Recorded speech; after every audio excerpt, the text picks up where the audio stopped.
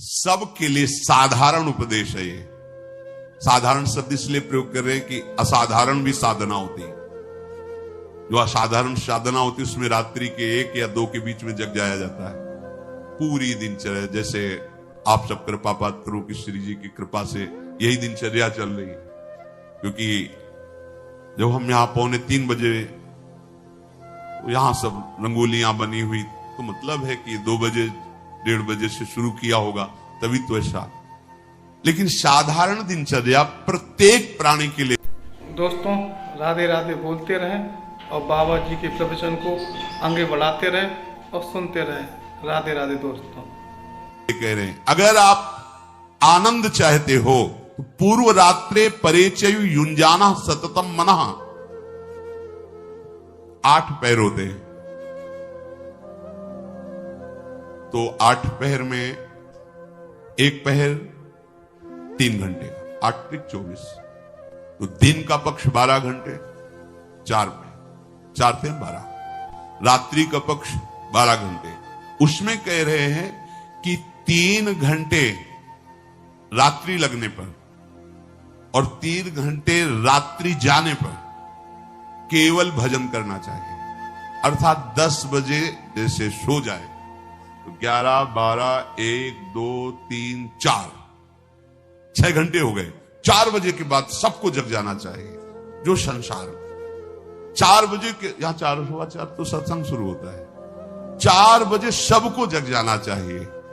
अगर आप 4 बजे नहीं जगते, सूर्योदय हो जाता है, आप सो रहे हैं, तो आपकी बुद्धि नष्ट होगी, आपकी आयु नष्ट होगी, अकाल मृत्यु होने की संभावना रहेगी, शरीर रोग ग्रसित होगा और दरिद्रता आपका पीछा नहीं छोड़ेगी। चाहे जितना रुपया कमा लो, तुम्हारा हृदय दरिद्र रहेगा। भावना में तुम, कामना में दरिद्र ही रहोगे। जैसे इतना मिला तो और इतना और इतना, कभी शांति नहीं मिलेगी। ये भागवतिक सिद्धांत है। ब्रह्म मुहूर्त प्रातःकालीन 4 बजे सबको उठ जाना चाहिए।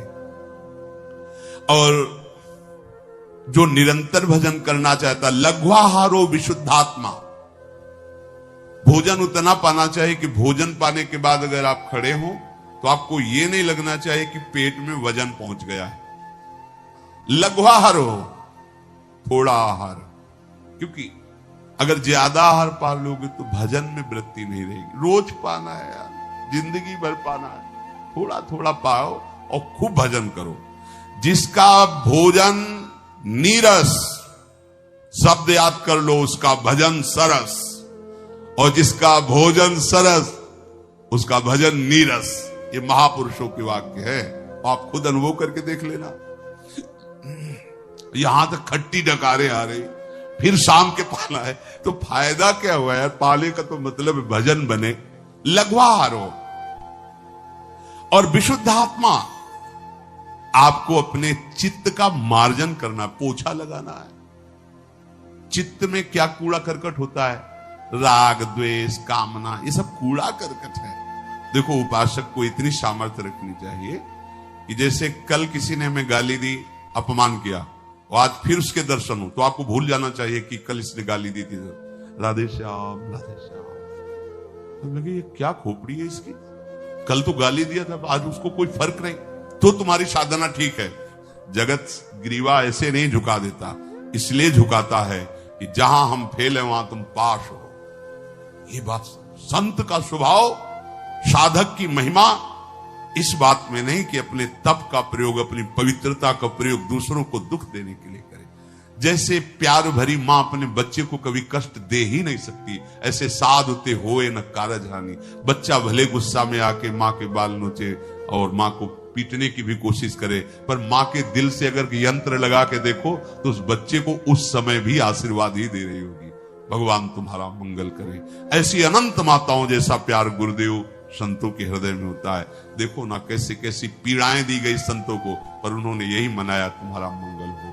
तो आप अपने जीवन को सुखद बनाने के लिए और जीवन के परिणाम को महासुखद बनाने के लिए भगवान श्री हरि के चरणों का आश्रय लेकर निरंतर भजन करने का अभ्यास करें। भगवान मंगल भवन है, सबका मंगल करेंगे, सबके दुखों को मिटाएंगे, सबके संकटों को मिटाएंगे। एकमात्र वही ऐसी सामर्थ्य रखते हैं, दूसरा कोई। वीडियो को लाइक करें और चैनल को सब्सक्राइब करें और राधे राधे कमेंट में जरूर लिख दिया करें।